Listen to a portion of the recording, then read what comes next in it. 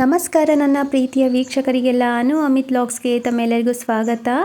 ಇವತ್ತಿನ ವಿಡಿಯೋದಲ್ಲಿ ನುಗ್ಗೆ ಸೊಪ್ಪನ್ನು ಚಿಟಿಕೆ ಹೊಡೆಯೋಷ್ಟರಲ್ಲಿ ಬಿಡಿಸೋದು ಹೇಗೆ ಅಂತ ತೋರಿಸ್ತಾ ಇದ್ದೀನಿ. ಪ್ಲೀಸ್ ವಿಡಿಯೋನ ಸ್ಕಿಪ್ ಮಾಡದೆ ಕೊನೆವರೆಗೂ ನೋಡಿ. ಹಾಗೆ ಈ ವಿಡಿಯೋ ಇಷ್ಟ ಆಯಿತು ಅಂದರೆ ದಯವಿಟ್ಟು ಲೈಕ್ ಮಾಡಿ.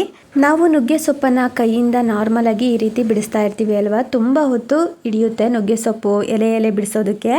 ಸೊ ತುಂಬ ಬೇಜಾರೇ ಆಗಿಬಿಡುತ್ತೆ, ಜಾಸ್ತಿ ಟೈಮ್ ಹಿಡಿಯುತ್ತೆ ಅಂತ ಹೇಳಿ ನಾವು ಈ ಥರ ಬಿಡಿಸೋ ಬದಲು ನಾನು ಇವತ್ತು ತೋರಿಸುವಂತಹ ಟಿಪ್ಸನ್ನು ಬಳಸಿಬಿಟ್ಟು ನೀವು ಮಾಡಿದರೆ ತುಂಬ ಈಸಿಯಾಗಿ ನಮಗೆ ಸ್ಟ್ರೆಸ್ ಅಂತಲೇ ಅನಿಸೋದಿಲ್ಲ, ಅಷ್ಟು ಆರಾಮಾಗಿ ನುಗ್ಗೆ ಸೊಪ್ಪನ್ನು ಬಿಡಿಸ್ಬೋದು. ಹೇಗೆ ಅಂತ ತೋರಿಸ್ತಾ ಇದ್ದೀನಿ ನೋಡಿ. ಒಂದು ಬಟ್ಟೆನ ಹಾಸ್ಕೊಂಡಿದ್ದೀನಿ ನೋಡಿ, ಅದರೊಳಗಡೆ ನುಗ್ಗೆ ಸೊಪ್ಪನ್ನು ಇಟ್ಬಿಟ್ಟು ಆ ಬಟ್ಟೆನ ಪ್ಯಾಕ್ ಮಾಡಿಬಿಟ್ಟು ನೋಡಿ ಈ ಥರ ಗಂಟಾಕ್ಕೊಳ್ಬೇಕು. ನಾನು ಒಂದು ಕಾಟನ್ ವೇಲ್ ಒಳಗಡೆ ನುಗ್ಗೆ ಸೊಪ್ಪನ್ನು ಇಟ್ಬಿಟ್ಟು ಈ ರೀತಿ ಗಂಟಾಕ್ತಾ ಇದ್ದೀನಿ. ನೀವು ಒಂದು ಲುಂಗಿ ಅಥವಾ ದೊಡ್ಡದಾಗಿರುವಂತಹ ಬಟ್ಟೆ ಅಥವಾ ನ್ಯೂಸ್ ಪೇಪರಲ್ಲಿ ಕೂಡ ನುಗ್ಗೆ ಸೊಪ್ಪನ್ನು ಇಟ್ಬಿಟ್ಟು ಈ ರೀತಿ ಪ್ಯಾಕ್ ಮಾಡಿಕೊಂಡ್ರೆ ಆಯಿತು. ನೋಡಿ ಈ ಥರ ಗಂಟು ಹಾಕ್ಬಿಟ್ಟು ಇಡಬೇಕು. ರಾತ್ರಿ ಇಡೀ ಇದೇ ಥರ ಬಿಟ್ಬಿಡಬೇಕು. ಅಥವಾ ನೀವು ಸಂಜೆ ಮಾಡ್ತೀವಿ ಅನ್ಬೇಕಾದ್ರೆ ಬೆಳಗ್ಗೆ ಸುತ್ತಿಕ್ಬಿಟ್ರೆ ಸಂಜೆ ಅಷ್ಟೊತ್ತಿಗೆ ಎಲೆ ಬಿಟ್ಕೊಳ್ಳುತ್ತೆ. ಅಥವಾ ನೀವು ಬೆಳಗ್ಗೆ ನುಗ್ಗೆ ಸೊಪ್ಪಿಂದು ರೆಸಿಪಿ ಮಾಡ್ತೀವಿ ಅನ್ಬೇಕಾದ್ರೆ ನೀವು ರಾತ್ರಿ ನುಗ್ಗೆ ಸೊಪ್ಪನ್ನು ಕಿತ್ಬಿಟ್ಟು ಈ ರೀತಿ ಸುತ್ತಿಟ್ಬಿಟ್ರೆ ಬೆಳಗ್ಗೆ ಅಷ್ಟರೊಳಗೆ ಎಲೆ ಎಲ್ಲ ಬಿಟ್ಕೊಂಡಿರುತ್ತೆ, ಬರೀ ಕಡ್ಡಿ ಮಾತ್ರ ಉಳ್ಕೊಂಡಿರುತ್ತೆ. ನಾವು ಬಿಡಿಸೋ ಅವಶ್ಯಕತೆ ಕೂಡ ಇರೋದಿಲ್ಲ. ಈ ರೀತಿ ಸುತ್ತಿಡೋದ್ರಿಂದ ಎಲೆ ಎಲ್ಲ ಬಿಟ್ಕೊಂಡಿರುತ್ತೆ. ಕಡ್ಡಿ ಒಂದು ಆರಿಸಾಕೊಂಡ್ಬಿಟ್ಟು ನಾವು ಅಡುಗೆ ಮಾಡ್ಕೊಳ್ಬೋದು. ತುಂಬ ಈಸಿ. ಈ ಟಿಪ್ಸ್ನ ಟ್ರೈ ಮಾಡಿ ನೋಡಿ.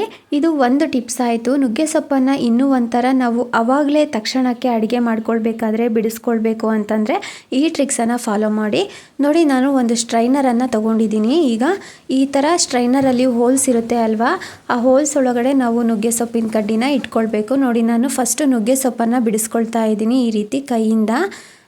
ನೋಡಿ ಈ ಥರ ಬಿಡಿಸ್ಕೊಂಡ್ಬಿಟ್ಟು ಅದಾದ ನಂತರ ನಾನು ಸ್ಟ್ರೈನರಲ್ಲಿ ನುಗ್ಗೆ ಸೊಪ್ಪನ್ನು ಇಟ್ಟುಬಿಟ್ಟು ಈ ರೀತಿ ಸ್ವಲ್ಪ ಸ್ಮೂತಾಗಿ ಎಳೆದ್ರೆ ಸಾಕು, ಎಲೆ ಎಲ್ಲ ಆ ಸ್ಟ್ರೈನರ್ ಒಳಗಡೆ ಬರುತ್ತೆ. ತುಂಬಾ ಈಸಿ, ಟೈಮ್ ಕೂಡ ಹಿಡಿಯೋದಿಲ್ಲ. ನೋಡಿ ನಾನಿಲ್ಲಿ ತೋರಿಸ್ತಾ ಇದ್ದೀನಿ ಅಲ್ವಾ, ಈ ರೀತಿ ನುಗ್ಗೆ ಸೊಪ್ಪನ್ನು ಇಟ್ಬಿಟ್ಟು ಈ ಥರ ಎಳೆದ್ರೆ ಸಾಕು, ಎಷ್ಟು ಚೆನ್ನಾಗಿ ಎಲೆ ಬರ್ತಾ ಇದೆ ನೋಡಿ. ತುಂಬ ಈಸಿಯಾಗಿ ನಾವು ನುಗ್ಗೆ ಸೊಪ್ಪನ್ನು ಎಲೆಯಾಗಿ ಬಿಡಿಸ್ಬೋದು. ನೋಡಿ ನಾನು ಎಲ್ಲ ನುಗ್ಗೆ ಸೊಪ್ಪನ್ನು ಕೂಡ ಬಿಡಿಸ್ಕೊಂಡಿದ್ದೀನಿ ಈ ಸ್ಟ್ರೈನರಲ್ಲಿನೇ. ಎಷ್ಟೊಂದು ಆಗಿದೆ, ಹಾಗೆ ಎಷ್ಟು ಬೇಗ ಬಿಡಿಸ್ಕೊಂಡಿದ್ದೀನಿ ಅಂತ. ನೀವು ಕೂಡ ತಕ್ಷಣಕ್ಕೆ ನುಗ್ಗೆ ಸೊಪ್ಪಿನ ಅಡುಗೆ ಮಾಡಬೇಕು ಅಂದಾಗ ಈ ಥರ ಸ್ಟ್ರೈನರ್ನ ಬಳಸಿಬಿಟ್ಟು ಟ್ರೈ ಮಾಡಿ ನೋಡಿ, ತುಂಬಾ ಈಸಿಯಾಗಿ ಬಿಡಿಸ್ಬೋದು. ನುಗ್ಗೆ ಸೊಪ್ಪನ್ನು ಬಿಡಿಸೋದು ಹೇಗೆ ಅಂತ ತೋರಿಸ್ದೆ ಅಲ್ವಾ. ಈಗ ನುಗ್ಗೆ ಸೊಪ್ಪನ್ನು ವಾಶ್ ಮಾಡ್ಕೊಂಡು ಬಂದಿದ್ದೀನಿ ನಾನು. ನೋಡಿ ಈಗ ನುಗ್ಗೆ ಸೊಪ್ಪಿಗೆ ನೀರು ಹಾಕ್ಕೊಳ್ತಾ ಇದ್ದೀನಿ, ಒಂದು ಚೊಂಬಷ್ಟು. ಈಗ ಗ್ಯಾಸ್ ಮೇಲೆ ಇಟ್ಕೊಳ್ಳೋಣ ನೀರು ಹಾಕ್ಕೊಂಡ್ಬಿಟ್ಟು ನುಗ್ಗೆ ಸೊಪ್ಪಿಗೆ. ಈಗ ಇದನ್ನು ಓಪನ್ ಆಗಿನೇ ನಾವು ಬೇಯಿಸ್ಕೊಳ್ಬೇಕಾಗುತ್ತೆ, ಮುಚ್ಚಿ ಬೇಯಿಸಬಾರ್ದು. ನುಗ್ಗೆ ಸೊಪ್ಪು ಬೇಯಿಸುವಾಗ ಓಪನ್ ಮಾಡಿಬಿಟ್ಟೆ ಬೇಯಿಸ್ಕೊಳ್ಬೇಕು. ನೋಡಿ ಈ ಥರ ಸ್ವಲ್ಪ ಬೆಂದಾದಮೇಲೆ ನಾನು ರುಚಿಗೆ ತಕ್ಕಷ್ಟು ಉಪ್ಪನ್ನು ಹಾಕ್ಕೊಳ್ತಾ ಇದ್ದೀನಿ.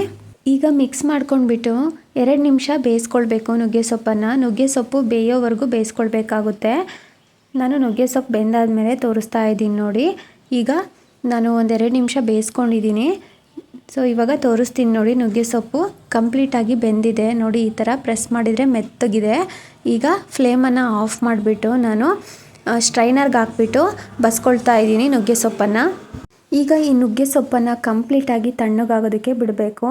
ನೋಡಿ ನಾನು ನುಗ್ಗೆ ಸೊಪ್ಪು ಕಂಪ್ಲೀಟಾಗಿ ತಣ್ಣಗಾದ್ಮೇಲೆ ಅದರ ರಸ ಹಿಂಡ್ಬಿಟ್ಟು ಒಂದು ಲೋಟದಲ್ಲಿ ಹಾಕ್ಕೊಂಡಿದ್ದೀನಿ. ಹಾಗೆ ನುಗ್ಗೆ ಸೊಪ್ಪು ಕೂಡ ಈ ಥರ ಹಿಂಡಿ ಇಟ್ಕೊಂಡಿದ್ದೀನಿ. ನುಗ್ಗೆ ಸೊಪ್ಪಲ್ಲಿ ನೀರಿನಂಶ ಇರುತ್ತೆ ಅಲ್ವಾ, ಅದನ್ನೆಲ್ಲ ಕಂಪ್ಲೀಟಾಗಿ ಹಿಂಡ್ಬಿಟ್ಟು ಇಟ್ಕೊಂಡಿದ್ದೀನಿ. ಈಗ ಈ ರಸ ಏನಿದೆ ನುಗ್ಗೆ ಸೊಪ್ಪಿಂದು, ಇದು ಕುಡಿಯೋದ್ರಿಂದ ತುಂಬಾ ಒಳ್ಳೆಯದು ಆರೋಗ್ಯಕ್ಕೆ. ಅದರಲ್ಲೂ ಬೆಳಗ್ಗೆ ಎದ್ದ ತಕ್ಷಣವೇ ಖಾಲಿ ಹೊಟ್ಟೆನಲ್ಲಿ ಇದನ್ನು 1 ಗ್ಲಾಸ್ ಕುಡಿಯೋದ್ರಿಂದ ಆರೋಗ್ಯಕ್ಕೆ ತುಂಬಾ ಒಳ್ಳೆಯದು. ನುಗ್ಗೆ ಸೊಪ್ಪಿನಲ್ಲಿ ವಿಟಮಿನ್ ಎ, ಸಿ, ಕಬ್ಬಿಣ, ಕ್ಯಾಲ್ಶಿಯಂ ಮತ್ತು ಉತ್ಕರ್ಷಣ ನಿರೋಧಕ ಅಂಶಗಳು ಇವೆ.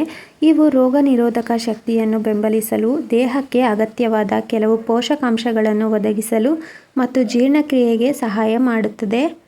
ಈಗ ಗ್ಯಾಸ್ ಮೇಲೆ ಒಂದು ಕಡಾಯಿ ಇಟ್ಕೊಂಡು 2-3 ಟೇಬಲ್ ಸ್ಪೂನು ಎಣ್ಣೆ ಹಾಕ್ಕೊಳ್ತಾ ಇದ್ದೀನಿ. ಎಣ್ಣೆ ಚೆನ್ನಾಗಿ ಬಿಸಿಯಾದ ನಂತರ ಒಂದು 5-6 ಹಸಿಮೆಣಸಿನ್ಕಾಯಿನ ಕಟ್ ಮಾಡಿಬಿಟ್ಟು ಹಾಕ್ಕೊಂಡಿದ್ದೀನಿ. ನಿಮಗೆ ಖಾರ ನೋಡಿಕೊಂಡು ಹಸಿಮೆಣಸಿನ್ಕಾಯಿನ ಸೇರಿಸ್ಕೊಳ್ಳಿ.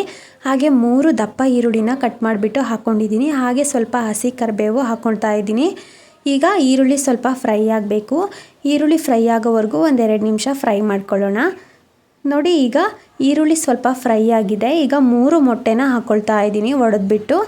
ನಿಮಗೆ ಮೊಟ್ಟೆ ಇಷ್ಟ ಇದ್ದರೆ ಹಾಕ್ಕೊಳ್ಳಿ, ಇಲ್ಲಾಂದರೆ ಮೊಟ್ಟೆನ ಸ್ಕಿಪ್ ಮಾಡ್ಬೋದು. ಈಗ ರುಚಿಗೆ ತಕ್ಕಷ್ಟು ಉಪ್ಪು ಹಾಕ್ತಾ ಇದ್ದೀನಿ. ಮೊಟ್ಟೆ 1-2 ನಿಮಿಷ ಹಾಗೆ ಬಿಟ್ಬಿಟ್ಟು ನೋಡಿ ಈ ಥರ ಮಿಕ್ಸ್ ಮಾಡ್ಕೊಳ್ಬೇಕು. ಮೊಟ್ಟೆ ಹಾಕಿದ ಕೂಡಲೇ ನಾವು ಮಿಕ್ಸ್ ಮಾಡ್ಕೊಳ್ಬಾರ್ದು. ಸೊ ಎಲ್ಲ ನುಣ್ಣಗಾಗ್ಬಿಡುತ್ತೆ ಮೊಟ್ಟೆ ಹಾಕಿದ ತಕ್ಷಣ ಮಿಕ್ಸ್ ಮಾಡಿಕೊಂಡ್ರೆ. ಈಗ ಮೊಟ್ಟೆದು ಹಸಿ ಸ್ಮೆಲ್ ಹೋಗೋವರೆಗೂ ಚೆನ್ನಾಗಿ ಮೊಟ್ಟೆನ ಹುರ್ಕೊಳ್ಳೋಣ. ಮೀಡಿಯಮ್ ಫ್ಲೇಮಲ್ಲಿ ಗ್ಯಾಸ್ನ ಇಟ್ಕೊಂಡ್ಬಿಟ್ಟು ನೋಡಿ ನಾನು ಮೊಟ್ಟೆದು ಹಸಿ ಸ್ಮೆಲ್ ಹೋಗೋವರೆಗೂ ಚೆನ್ನಾಗಿ ಹುರ್ಕೊಂಡಾದ್ಮೇಲೆ ಬೇಯಿಸಿ ಹಿಂಡಿ ಇಟ್ಕೊಂಡಿರುವಂತಹ ನುಗ್ಗೆ ಸೊಪ್ಪನ್ನು ಹಾಕ್ಕೊಂಡು ಮಿಕ್ಸ್ ಮಾಡ್ತಾ ಇದ್ದೀನಿ. ನುಗ್ಗೆ ಸೊಪ್ಪು ಹಾಕ್ಕೊಂಡಾದ್ಮೇಲೆ ಗ್ಯಾಸ್ನ ಮೀಡಿಯಮ್ ಫ್ಲೇಮಲ್ಲೇ ಇಟ್ಕೊಂಡ್ಬಿಟ್ಟು ಜಸ್ಟ್ 1-2 ನಿಮಿಷ ಮಿಕ್ಸ್ ಮಾಡಿಕೊಂಡು ನಾವು ಫ್ರೈ ಮಾಡಿಕೊಂಡ್ರೆ ಆಯಿತು. ತುಂಬಾ ಟೇಸ್ಟಿಯಾಗಿ ಇರುತ್ತೆ ಈ ಮೊಟ್ಟೆ ನುಗ್ಗೆ ಸೊಪ್ಪಿನ ಪಲ್ಯ, ತುಂಬಾ ಚೆನ್ನಾಗಿರುತ್ತೆ.